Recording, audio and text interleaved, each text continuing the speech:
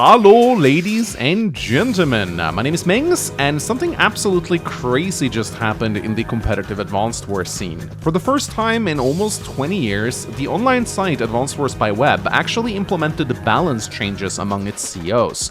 The changes are rather minimal, but even small ones can have huge ripple effects in the ever-changing competitive scene. In this video, we're going to go over these changes and explain how they affect the game over at Advanced Wars by Web. Let's begin. So let's start off with the changes quickly before we delve into each of them individually. What the developers of Advanced Wars by Web have done here is change the COs to be more accurate to their cartridge versions.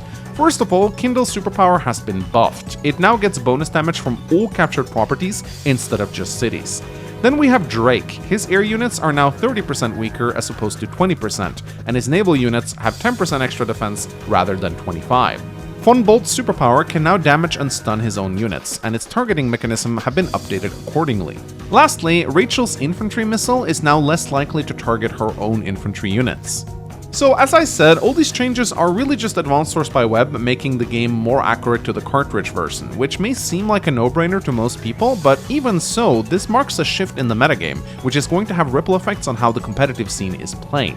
Now, let us delve into each of these in more detail. Let us begin with the first change to Kindle. In Dual Strike, her superpower, High Society, gets a bonus from all captured properties, whereas up until now on Advanced Wars by Web, she would only gain that bonus from cities, making it far worse. This may not sound like a big deal, but let's say you have 3 bases, 1 airport, 1 harbor, and 2 labs. That's 21% firepower that you're losing out on that you would have gotten on the cartridge, and that is pretty significant. High Society is already a superpower that sees little use to begin with, since Urban Blight is just so versatile, but due to its pitiful firepower boost on Advanced Wars by Web, it was basically a superpower that almost no one used. Now, however, it might actually see some situational use. The extra firepower it now will gain is certainly not insignificant and can lead to some insane wall breaking if used properly.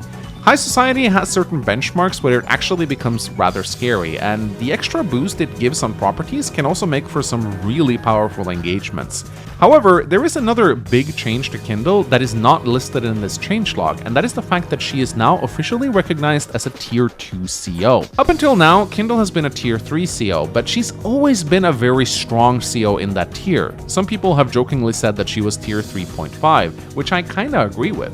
But this slight buff has officially moved her down a tier, and she will no longer terrorize Tier 3. Speaking of Tier 3, let's talk about Drake next. This guy has been hit with a big nerf. Advanced Wars by Web Drake used to have 25% defense on his naval units, but now he only has 10% like he does in Advanced Wars 2. This isn't super significant in most matchups, but it certainly can affect his performance on certain naval-based high funds maps. However, by far the biggest nerf to Drake is his air units. They now have minus 30% firepower instead of minus 20%. On a funny side note, Reboot Camp actually did this exact same mistake with Drake, which was either an oversight or an Advanced Wars by Web reference. Anyway, this reduction in firepower on Drake's units is actually a lot more significant than it seems. At minus 20%, Drake's air units could still see some play, but at minus 30%, they will be severely weakened and it will be hard to get any value out of them. In particular, maps which allow stealth fighters are going to be tough for Drake, as his minus 30% firepower fighters won't really be able to engage them effectively. Against COs like Andy, it will become almost impossible to do air engagements as Drake, as he will just heal up the damage with his hyper upgrade. Of course, Drake's main bread and butter, his global damage, is still as strong as ever, but this is without a doubt a big nerf to his Tier 3 performance on certain maps. Up next is Von Bolt. His Ex Machina can now stun and damage his own units, and targeting has been updated accordingly. On the surface, this may seem like a huge nerf to Von Bolt, but the second part of this description is important.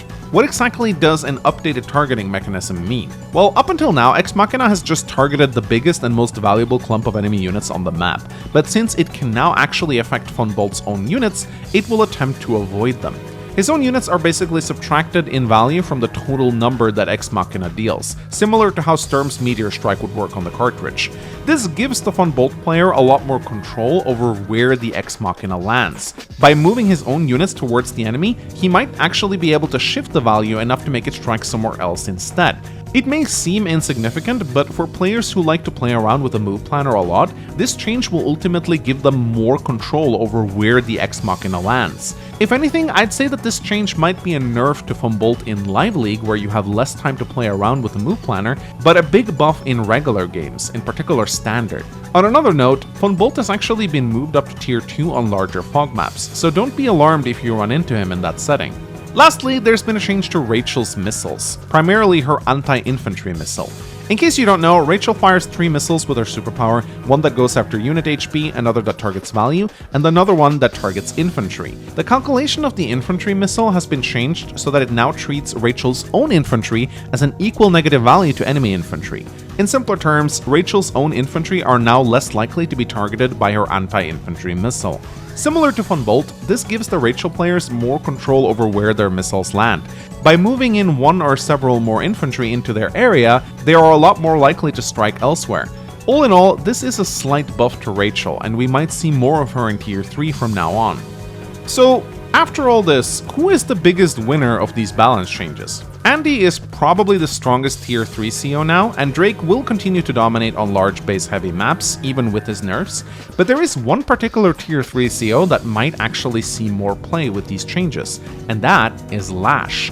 Her biggest counter, Kindle, is no longer in tier 3, meaning that we might see a new era for Lash mains. I still think Andy is going to dominate tier 3 on most maps, but on maps that would previously favor Kindle with lots of properties, Lash might actually be the new de facto strongest CO, so I'm looking forward to seeing her getting played more now. Lash mains, rise up.